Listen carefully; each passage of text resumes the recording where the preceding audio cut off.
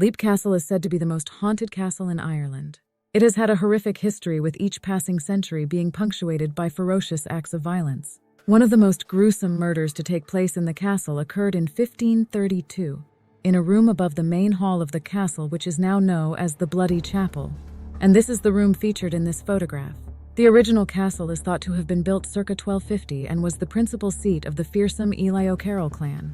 In the aftermath of the death of the chieftain Mulrooney O'Carroll in 1532, a bitter succession dispute arose over the leadership of the clan.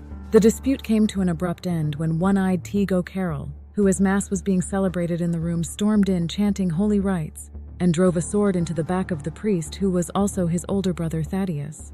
The fatally wounded priest fell onto the altar in front of his family and breathed his last. The priest's spirit is said to haunt the Bloody Chapel and is thought to be one of Leap's earliest ghosts.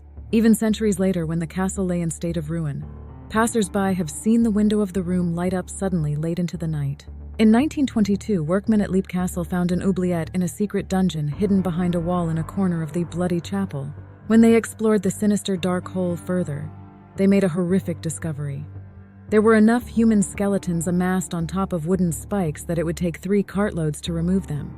Prisoners or unsuspected guests of the O'Carrolls would have been dropped down through the hidden trapdoor above the oubliette, where they would have had their lungs punctured by the wooden spikes below. There they would be left to die a horrific death within earshot of their gracious hosts and their merriment below. One of the most infamous killings that took place at Leap Castle was also one of the most treacherous. About 40 members of the Northern McMahon clan had been hired by the O'Carrolls to train them in new methods of warfare. The McMahon men attended a feast at the castle in celebration of a victory over a rival clan of the O'Carrolls. However, the mercenaries were totally unaware that their ruthless employers had poisoned their food so as to avoid having foot the bill. The ghosts of the McMahon clan are said to haunt Leap Castle to this day. In the 1600s, the ownership of Leap Castle passed to the Darby family, when the daughter of the O'Carroll chieftain fell in love with an English Captain Darby.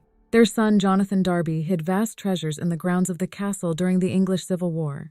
The 2 servants who helped him seclude his riches were later murdered to guarantee their silence. Darby was later to be imprisoned for treason, and when released years later, the turmoil of his time in captivity was such that he was unable to locate his treasure. It is said that the hoard remains undiscovered to this day. It was during the 18th century that Jonathan's great-grandson, also named Jonathan Darby, had the castle remodeled to give it a Gothic appearance. It was one of the Darbys who is believed to have brought the most infamous and evil spirit to Leap Castle.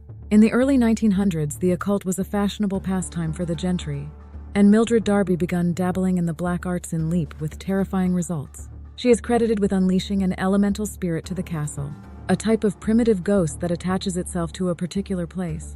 It can be malevolent, terrifying, and unpredictable.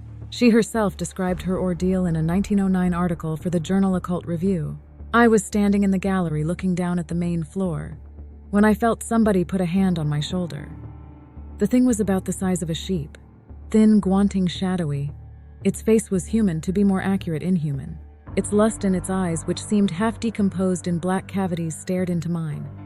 The horrible smell, 100 times intensified, came up into my face, giving me a deadly nausea. It was the smell of a decomposing corpse." Her foray into the black arts awakened this elemental, which made its presence felt within the castle with a ferocious intensity for much of following century. Leap was burnt out and destroyed in 1922 by the IRA while the Darbys were living in England. The castle lay in ruins until it was purchased by the current owners Sean and Anne Ryan in 1991.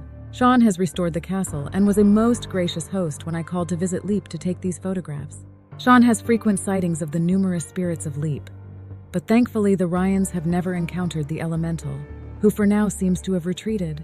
Despite some early skirmishes, he has found that his family and the resident spirits have been able to coexist quite happily at Leap. After all, in terms of the vast and turbulent history of the castle, it is he who is just passing through. See other photographs: Leap Castle and Leap Castle Gateway.